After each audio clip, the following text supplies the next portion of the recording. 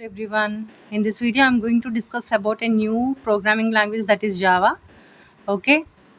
Afterwards we'll see about C++.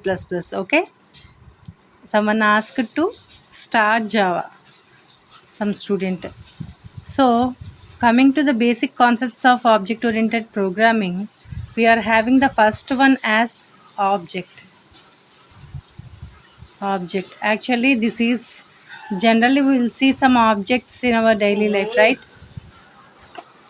So if you take a home, you can see partitions and you will see rooms and all. Okay, so each room will have some name, right? Each room will have some name and some objects within it.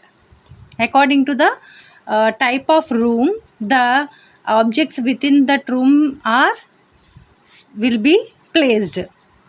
In the same way, this this object means it will, we can indicate, say for example, like this, let us indicate. Okay, this everything is placed in the memory of the computer. Okay, so if you take, this is the variable name and it contains data, data, code, code, right? This is data, this is methods or functions. Methods are functions based on the specified data, based on the specified data, right?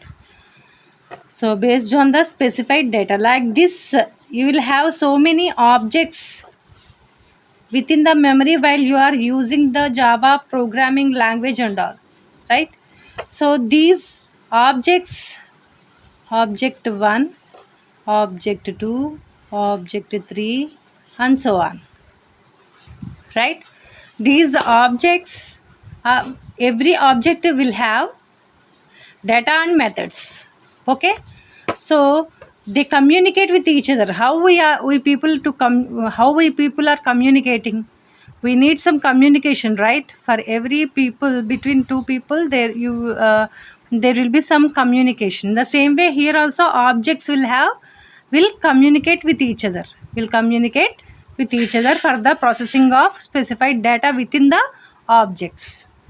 Okay, and these objects no need to need the type of, means exactly no need to need the information, full information about each other object. The communication,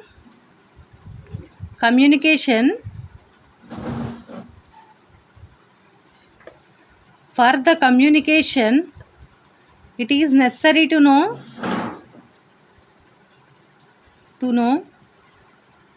only the type of message sent and type of message received. These objects no need to know the full information, no need to know the full information about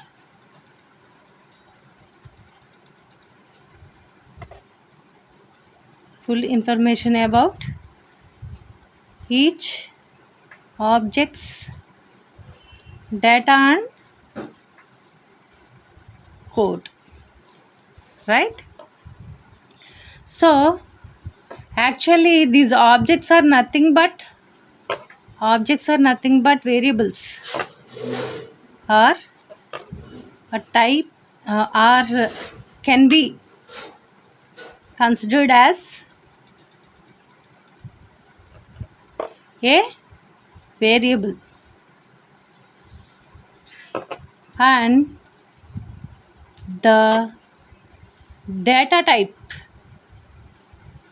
we have data types, right? We have data types for each to define to declare a variable, which type of variable to declare. For that purpose we are having data types. So this variable and the data type of the variable is considered as class, which is a user defined data type.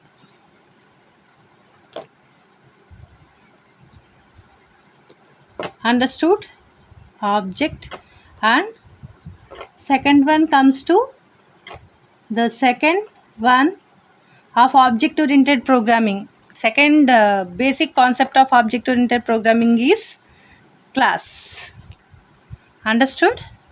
So class is a user defined data type. Okay, class class specifies. Okay, here class specifies the type of object, okay, which contains specified data and functions. See, as we are having normal data types and variables, so for example, if you take, for example, I am taking an integer or string data type or double or float. I am using float data type, and here what I am doing here, I am declaring variables k, h, I.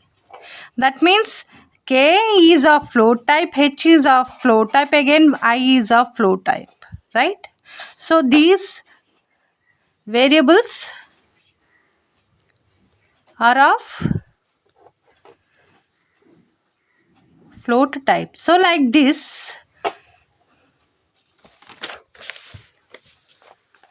like I explained before, we can declare a type of variable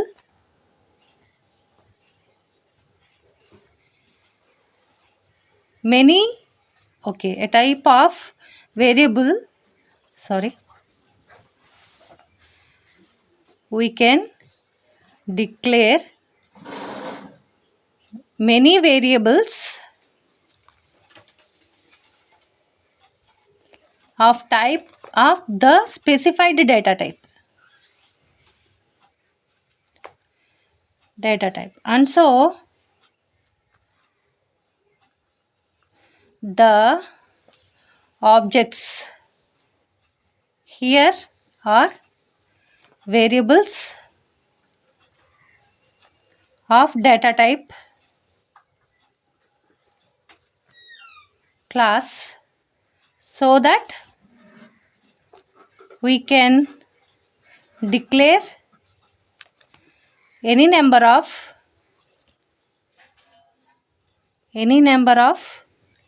objects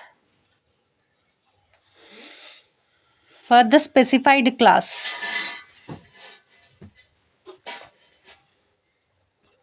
Okay, understood? Say for example, class fruit, right? I specified this is the data type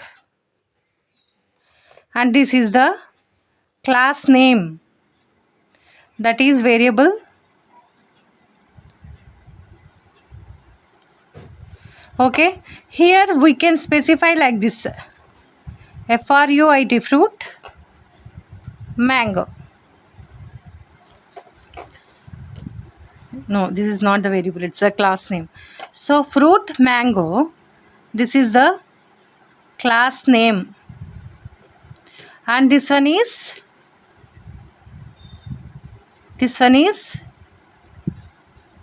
object. Okay, so here what we can say, mango is an object of type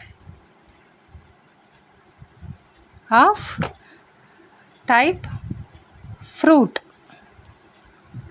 Understood? Okay.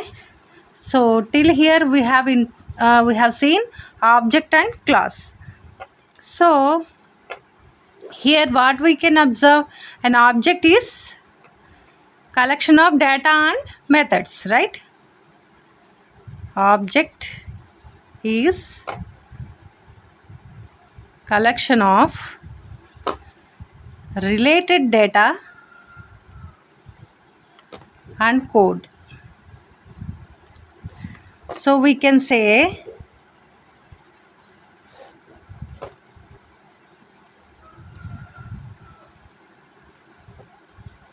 that collection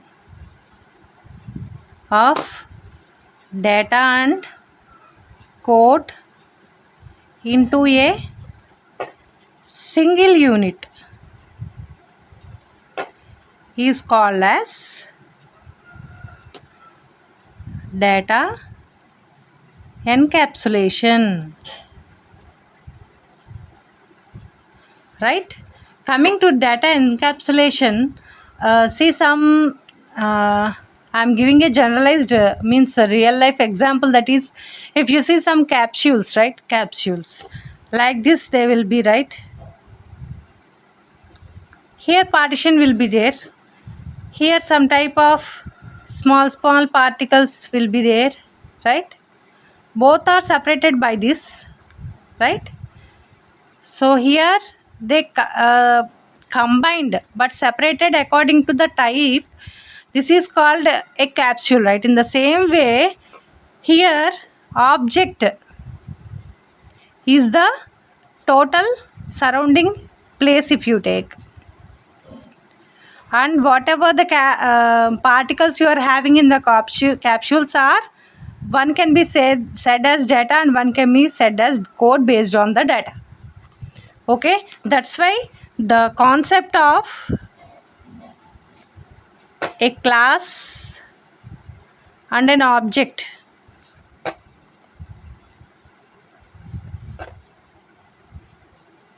is the best concept, best example for data encapsulation.